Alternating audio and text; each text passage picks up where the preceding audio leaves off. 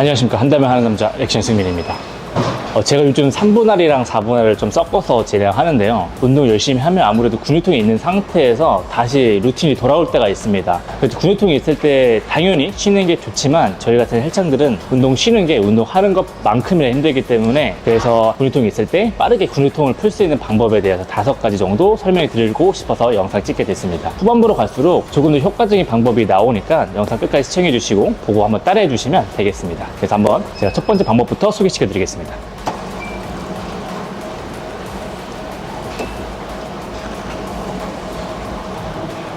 첫 번째 방법은 가장 쉬운 열주기 방법입니다. 근육이 뭉치거나 불편했을 때 단순히 열을 주는 것만으로도 효과적인데요. 그 이유에 대해서 좀 설명해 드리겠습니다. 열을 가하면 혈관이 확장되어 특정 근육에 산소나 영양분이 공급이 원활하게 이루어짐으로써 회복을 좀 돕는다고 합니다. 또한 근육에 열을 주면 근육이 부드러워져서 조금 더 긴장이 풀리고 스트레스가 풀리는 효과도 있습니다. 마지막으로 근육에 열을 주면 통증이 감소한다는 효과도 있고요. 염증 수치도 감소한다는 연구 결과도 있습니다. 온수 샤워나 반신욕 같은 경우에는 신체적인 효과뿐만 아니라 정신적인 효과에도 좋으니 한번 따라해 주시면 좋을 것 같습니다. 다만 열을 너무 오랫동안 가하면 피부에 화상 혹은 다른 알레르기 반응이 일어날 수 있으니까 너무 뜨겁지 않게, 그리고 너무 오래 하지 않으시는 거 추천드리고요. 염증이 심하거나 급성으로 통증이 생긴 경우에는 온찜질보다는 냉찜질이 조금 더 효과적일 수 있으니 그 점 참고해 주시면 되겠습니다.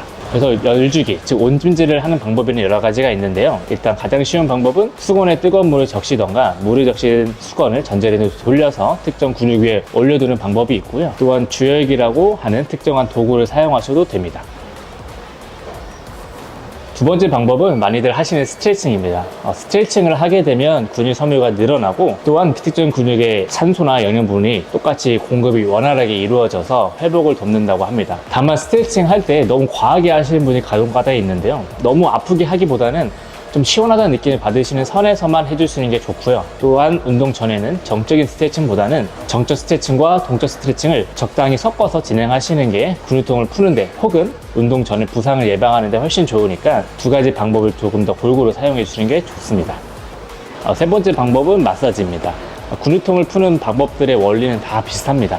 혈관을 확장시켜 그 근육의 산소라든지 영양분을 조금 더 공급을 편하게 해서 근육 회복을 좀 돕는 원리이고요. 마사지도 마찬가지입니다. 다만 다른 방법에서 주지 못하는 마사지만의 장점은 조금 더 국소적인 부분을 풀 수 있다는 장점이 있습니다. 마사지의 방법에도 여러 가지가 있는데요. 누르기만 하는 압박법, 그리고 문지르는 마찰법, 그리고 마사지건과 같이 두드리는 타진법, 또한 주무르는 방법이 있습니다. 그 중에 제가 가장 많이 사용하고 효과가 가장 좋은 방법이 ART라고 합니다. ART는 액티브 릴리즈 테크닉의 줄임말이고요. 손으로 특정 부위를 압박하고 동시에 해당 근육을 신장하는 방법입니다. ART가 다른 방법에 비해 더 아프기는 하지만 훨씬 효과적입니다. 마사지를 하기 전후에 충분하게 수분 섭취를 해야 하고요. 마사지 또한 너무 강한 압박은 오히려 부작용을 일으킬 수 있으니 적당한 강도로 해주셔야 합니다. 또한 임신 중이거나 암이 있으신 분들은 마사지는 가급적으로 피해 주시는 게 좋습니다. 다음 4번째 방법은 폼롤러입니다. 이제 폼롤러는 전 국민이 다 알 정도로 사용하기도 편하고 효과도 아주 좋은 방법입니다. 다른 방법과는 달리 폼롤러는 혼자서도 다양한 곳을 풀 수 있다는 장점이 있습니다. 예를 들어서 마사지 같은 경우에는 스스로 등을 마사지하기 되게 불편하지만, 이 폼롤러 같은 경우에는 손이 닿지 않는 곳도 스스로 혼자서 풀 수 있다는 장점이 있어서 되게 좋은 것 같습니다. 운동하시는 분들은 대체로 운동 전에 폼롤러를 좀 많이 하시는데요. 근데 근육의 회복을 조금 촉진하고 싶으시다고 하시면 운동 후에도 한 10분에서 15분 정도 폼롤러를 해주시는 게 좋습니다.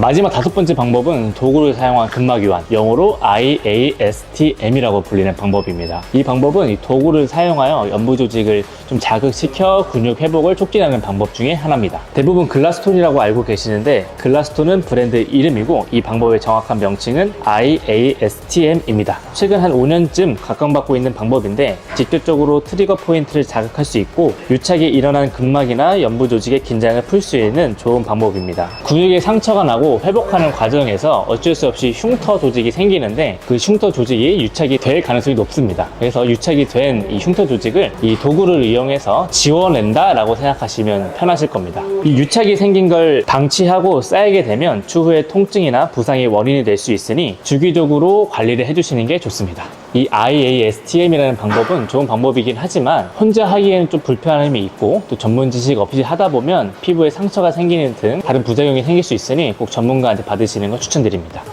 네, 오늘 이렇게 근육을 풀 수 있는 방법 5가지에 대해서 설명해 드렸습니다. 5가지 방법 말고도 수많은 방법이 존재합니다. 충분히 할 수 있는 방법들을 선정하셔서 매일매일 근육을 위해 투자해 주시는 게 보다 효과적인 근성장이 좋으니까 꼭 시간을 할애하셔서 몸 푸는데 좀 투자를 해주시면 좋습니다. 그래서 금비대에는 운동, 영양, 휴식 다 중요하다고 하는데, 이 휴식이라는 게 단순히 누워서 쉬라는 게 아니라 근육이 충분히 휴식할 만한 상황을 만들어 주셔야 합니다. 단순히 자는 것 외에도 지금 알려드린 근육을 조금 부드럽게 만들고 근육의 스트레스를 줄여주는 방법들을 통해서 근육을 좀 편하게 만드시는 게 운동, 영양, 휴식 중에 휴식에 해당하는 일이니까 오늘 알려드린 방법을 잘 활용하셔서 또 부상 없이 근성장 하시길 바라겠습니다.